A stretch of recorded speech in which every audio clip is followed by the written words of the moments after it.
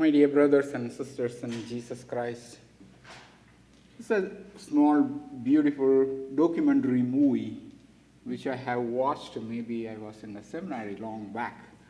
But the whole, this documentary movie was being taken in America in one of a huge auditorium, and a great auction was going on. On the stage, you can see a lot of things there, all valuable things, or Picasso's drawing and this and that, and artwork and everything has been there placed on the stage, and the hall was filled with the people. Because there is no room, many people are standing next to the wall, and the conductor of the auction was a woman, and she started the one after another, taking and showing up everything, and people were being so interested in it, and going thousands and thousands and thousands of dollars. The thing is going on and on and on. And the last item was a very, very old violin.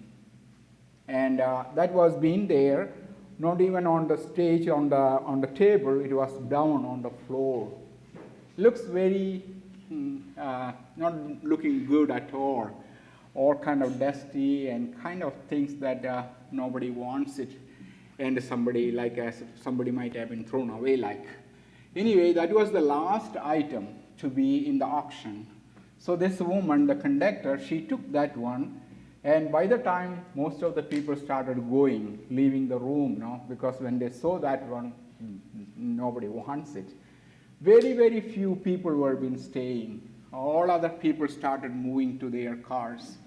This poor woman, the conductor, she took the last item, the violin, and she lifted it up and started with the $50. That's what she usually starts. $50, nobody wants. $40, nobody wants. 30, no. 20, no. 10. Then there was a very old man sitting all the way behind with a beard and so on. That poor man, he lifted up his hands. Then the conductor said, "Come, have it." And that man, on the way walking towards the stage, he said, "I don't want it, but can I have a look? Can you give me? I just want to look that." She said, "Sure, come up." And he came up, and he said, "Can I have a chair to somewhere sit?" So there were one chair he put there, and he started to sit there. He took that the violin, those nobody wants, and he started to dust it, and everything was being taken. He started to screw that the string, everything, the bow, and everything was being. Then he sat down on that chair and started to play the most beautiful and the latest piece of music on that violin. Then nobody can dare stand to believe that one. Their all eyes were so big looking at him, and he was playing so beautifully, so easily. The people, those who are gone outside already, they started to hear the music. They thought, where does that come? They never seen any kind of thing, that one there, a dusty old thing was there. Now comes the beautiful, beautiful music from somewhere. All the people started to shut their car and started to come in back to the hall. The hall was filled with, again, it was in the first time, filled with the people. And then this man said, "Stop the music," and gave the violin to this conductor and said, "Now you start calling." She lifted it up and started with the 50. Within seconds, it was started going. Hundreds, thousands, $5,000 it ended up.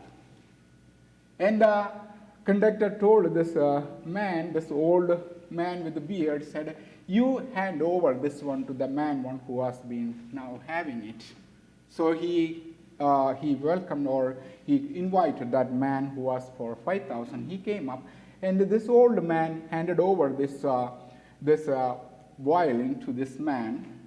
And then the name of that beautiful documentary was written down on the. This one was "The Touch of the Master." That was the name of that documentary, "The Touch of the Master. Today we see the real touch of the Master. The real touch.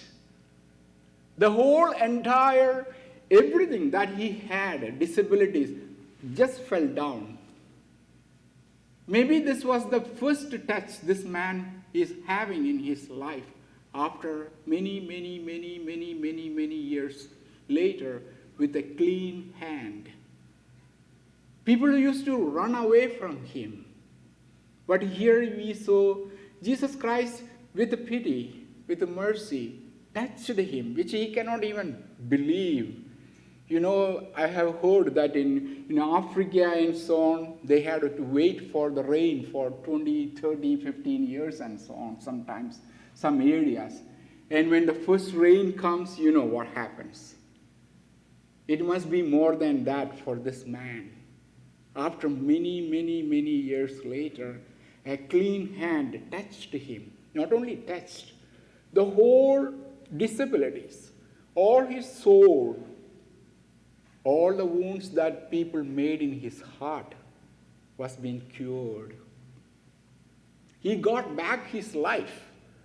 Many of the historians, they used to say the leprosy-affected man is equal to dead. That's what they say. Because everybody will ignore. Everybody will send them out. They have to shout. We heard in the first reading what the leprosy-affected man has to do.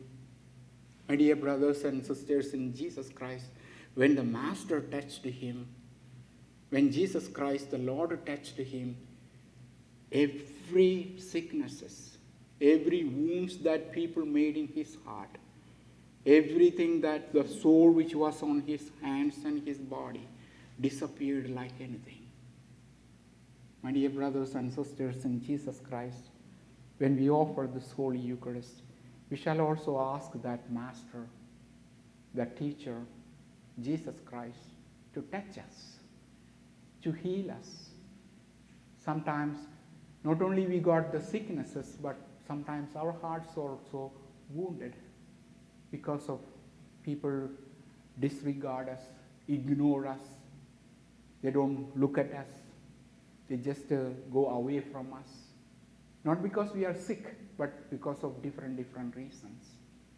We shall bring ourselves on the altar of the Lord, together with the bread and wine, offer into the hands of the good Lord and tell him, your one touch, Lord, that's enough for me. I don't care what the people say. I don't want what people are going to say. I just want, Lord, your one touch, which will cure me and make me the whole. The poor leper who lost everything, he was being made whole when he touched him. Lord, that one touch, Lord, that's enough for me to be what I am.